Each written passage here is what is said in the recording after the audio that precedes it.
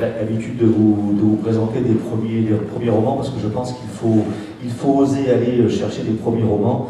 Tous les auteurs ont commencé par un premier roman, c'est bête à dire, mais c'est la réalité, donc il ne faut pas hésiter. Mon premier roman de ce mois-ci, c'est un roman d'une jeune femme qui s'appelle Catherine Guchet, qui s'appelle Trans-Colorado. Alors là, on n'est pas du tout en France, vous l'imaginez bien.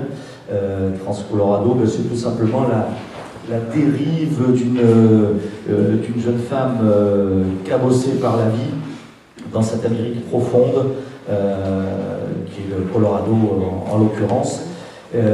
C'est une jeune femme qui est une espèce de garçon manqué, qui a été maltraité par sa famille. Les parents ont disparu et elle se retrouve quasiment seule dans la ville, dans une espèce de petite ville américaine. Voilà, comme je dis, c'est un garçon manqué, c'est-à-dire qu'elle passe ses journées au milieu de chevaux, à brosser les chevaux, à réparer les barrières et des enclos de chevaux. Et elle rêve effectivement de partir, elle boit des cafés whisky au bar du coin, et puis un jour elle croise un homme qui a tout d'être un Indien, on ne sait pas si c'est un Indien ou pas, mais il a une démarche feutrée d'Indien, il a une tête avec une balafre, il a un petit peu, voilà, et elle le suit, il monte dans ces bus américains qui s'appellent le Trans-Colorado, donc voilà, elle traverse le Colorado avec lui. Elle va même le quitter à un moment, on va la retrouver perdue au milieu d'une secte amish, et ça c'est très intéressant dans ce roman. Elle décrit très très bien l'univers des amish et justement la confrontation entre cette fille qui n'accepte pas les règles des amish et qui va repartir. Ils essayent d'en faire une de leurs adeptes, mais bon voilà, elle est tellement particulière. En plus, on découvre petit à petit qu'elle a ce qu'elle appelle elle-même des araignées qui se baladent dans sa tête. Donc vous imaginez, voilà. Je ne vous raconte pas la fin, mais je veux dire, c'est une très très belle balade dans le Colorado. C'est une très belle balade qui se termine bien. Voilà. Si, je le dis. C'est vraiment le petit roman bien écrit. La jeune auteure, elle n'est pas si jeune que ça d'ailleurs, je crois. Elle est prof de littérature à Chambéry. Et donc elle travaille beaucoup sur les grands espaces, la Russie, l'Amérique, le nord de l'Amérique. Je ne sais pas si elle a beaucoup voyagé, ou en tout cas si elle n'a pas voyagé, elle retranscrit quand même très très bien ces paysages américains du Colorado. Donc ce premier roman, Trans-Colorado, Catherine Guchet, ce sont les éditions Gaïa.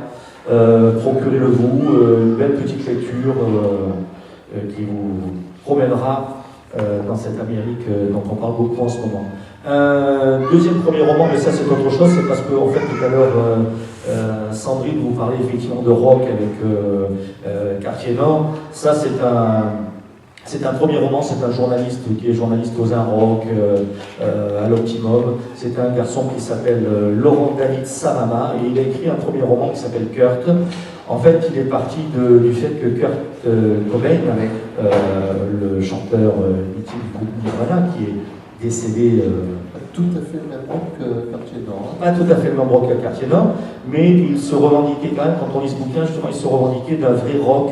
Même si lui c'était plutôt dans le grunge, il se revendiquait quand même d'un vrai rock.